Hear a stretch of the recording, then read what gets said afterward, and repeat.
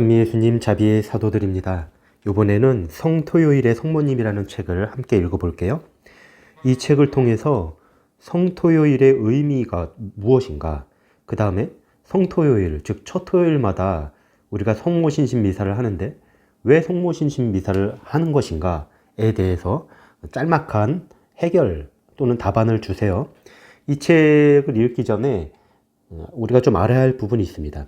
우리가 지금 살고 있는 이 지금은 어떤 시기냐 하면 이미 그러나 아직이라는 시기예요. 이미 그러나 아직. 무슨 말이냐면 예수님께서 2000년 전에 오셨잖아요. 한번 이미 오신 것이죠. 그러나 아직 재림은 안 오셨다. 완결된 건 끝난 건 아니라는 거예요. 이미 구원은 이루어졌죠. 그때. 그쵸? 근데 아직 완결되지는 않았다. 아직. 구원이요. 마찬가지로 이 성토요일이 바로 이 시기와 같다는 거예요. 성토요일이. 왜냐하면 이미라는 것은 금요일, 구원이 이루어졌죠. 예수님의 죽음으로. 근데 부활, 주일은 아직 안 온 거죠. 이 시기에는 그러면 뭐가 있느냐? 죽음에 대한 비통함, 절망, 하느님의 침묵에 대한 절망, 이게 있고요. 부활에 대한 희망, 믿음과 희망, 이 두 개가 혼합되어 있는 것입니다. 그러니까 우리가 살고 있는 이 지금의 현세는 이미와 아직 사이에 있는데, 구원은 우리도 내적 인간으로 세례를 통해서 구원받았지만 우리의 외적 인간은 아직도 엄청난 고통과 혼란 속에 있는 거잖아요. 그러니까 이 세대에는 어떤 사람은 하나님의 구원을 받아들이는 사람이 있고 거부하는 사람이 있고요. 양면성이 늘 존재하는 시기가 됩니다. 우리 내적 인간도 마찬가지죠. 우리 안에 두 개가 늘 함께 있잖아요. 하나님께 대한 믿음이 있는 반면에 과연 그럴까 하는 의심도 언제나 공존하는 것이고요. 하느님께 대한 사랑하고 싶은 마음도 있는 반면에 하느님을 미워하는 마음도 있어요. 내 마음에 들지 않는다는 거죠. 다른 사람을 사랑하고 싶은 반면에 나에 대한 이기심이 동시에 공존하고요. 하느님을 위해서 정결하고 싶은 반면에 성적으로 문란하다고 그러나 어떤 그런 마음도 우리 안에 늘 있는 것입니다. 우리는 분노하는 마음도 있고 온유한 마음도 있고요. 늘 둘 사이에서 갈팡질팡하면서 왔다 갔다 하면서 선택을 하게 되는데 그 사이가 바로 성토요일이라는 것입니다. 이 토요일에 제자들은 엄청난 절망에 시달리고 있었고 성모님은 유일하게 믿음과 희망 안에서 예수님의 부활을 기다리고 있었던 분이라는 거예요. 실제로 그랬죠. 제자들은 예수님의 부활을 믿지 않았습니다. 부활한 다음에 보여줬는데도 믿지 않았어요. 여자들이 부활했다고 말했는데도 믿지 않았고요. 예수님이 승천할 때도 믿지 않는 사람이 있다고 거기 나올 정도로 믿지 않았었죠. 근데 이 시간에 성모님만 믿음의 불빛을 밝혀들고 있었다는 거예요. 그런 의미에서 성토요일은 바로 우리가 살고 있는 이 삶 전체를 성토요일이라고 할 수 있다. 왜? 예수님은 구원은 이미 이루어졌지만 아직 재림이 이루어지지 않은 시기가 바로 우리가 살고 있는 이 시기라는 거죠. 이 시기에 그러면 우리는 누구를 모범으로 삼아야 하느냐? 바로 성모님이라는 거죠. 그래서 성모님이 첫 토요일에 성모신신 미사를 한다는 거예요. 바로 그 내용이 이 책의 모든 내용의 핵심입니다. 이렇게 말씀드리고 나니까 책을 다 읽은 것 같은데 그래도 간략하게나마 조금씩 한번 살펴보는 시간 함께 가졌으면 좋겠습니다. 책을 성토요일의 성모님 읽도록 하겠습니다. 저자는 카를로 마리아 마르티니 추기경이고요. 이건 옮김 이렇게 되어 있습니다.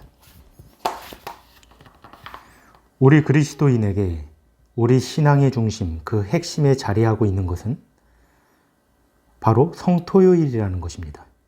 이날은 고통과 기대와 희망으로 점철된 시간입니다.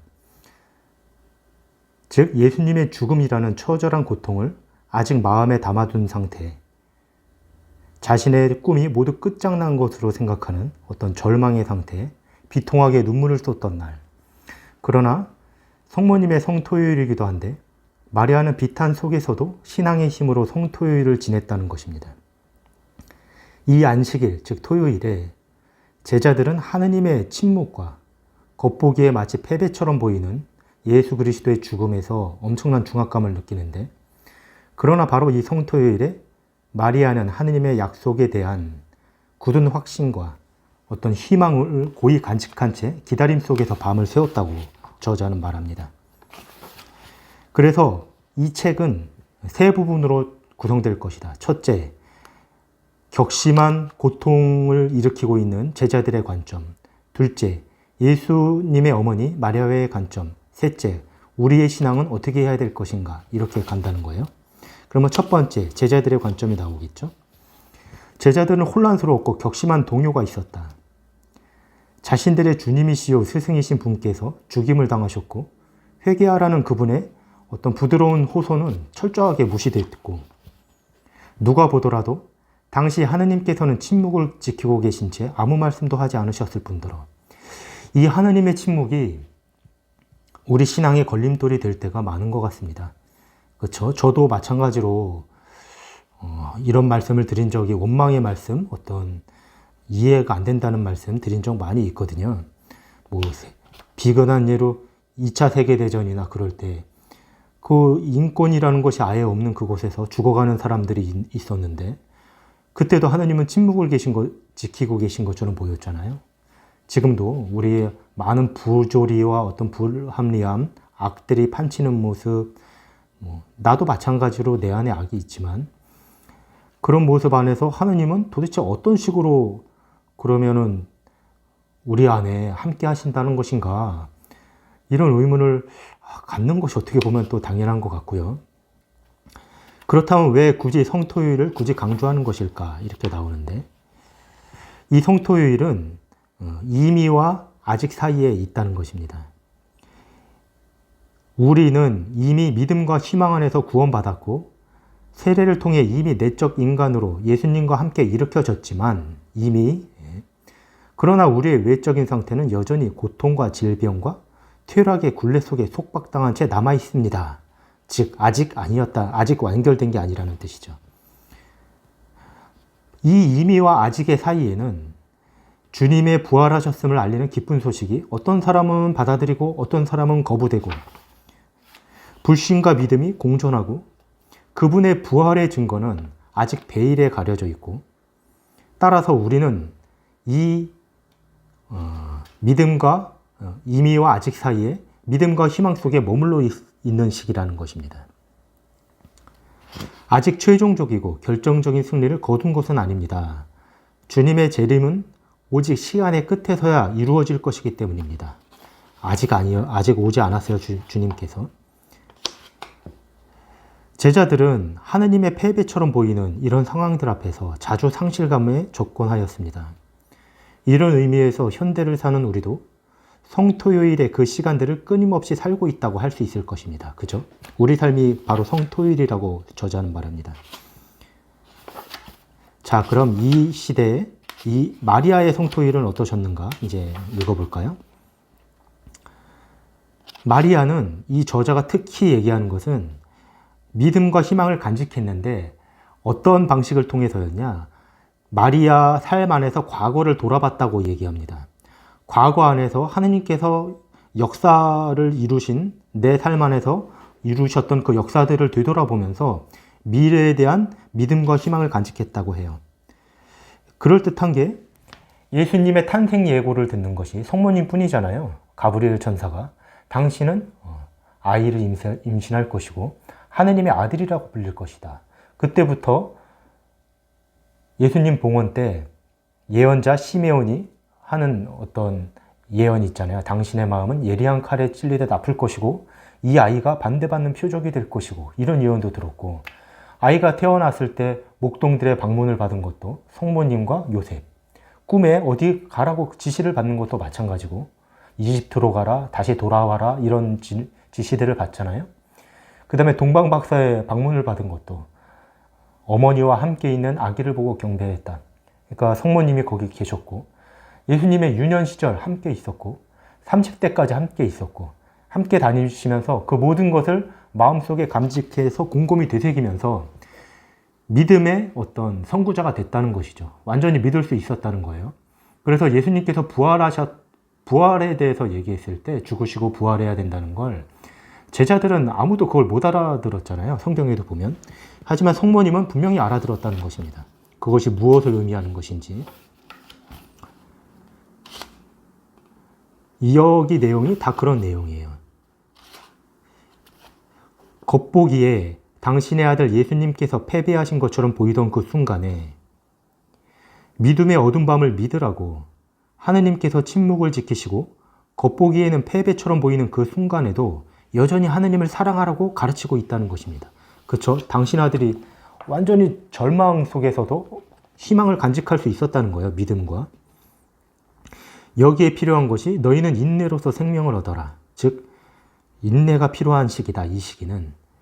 이게 대데레사 성녀도 같은 말씀 하시잖아요. 인내함으로써 모든 것을 얻으리라. 이렇게 말씀하시는데 바로 이 이미와 아직의 시간, 즉 성토요일의 시간, 이 시간에는 인내가 필요하다. 기다리고 희망하는 법을 배우셨다. 성모님도. 그러면서 격심한 동요 속에서 좌절한 제자들에게 희망을 불어넣으셨다고 표현합니다. 이게 하느님이시오 사람이신 그리스도의 시에 보면 잘 나오는데요. 제자들한테 왜 믿지 않느냐 안타까워하셔요. 그러면서 아무도 믿지 않는 거에 대해서 너무 마음 아파하시고 제자들은 그런 성모님을 불쌍히 여겨요. 아유 우리 어머니 그쵸 아들이 죽었으니까 얼마나 슬프겠어요. 우리 어머니는 아들이 부활할 거라고 생각하셔. 그러면서 어떻게 그런 일을 있을 수가 있겠어. 뭐 이러면서 이런 대화가 있어요. 그러니까 제자들도 계속 믿지 않았다고 나오죠. 그러니까 이게 무슨 제자들이 스승을 기념하기 위해서 예수님이 부활하지도 않았는데 부활했다고 소문내고 다니고 그런 건 아니었어요.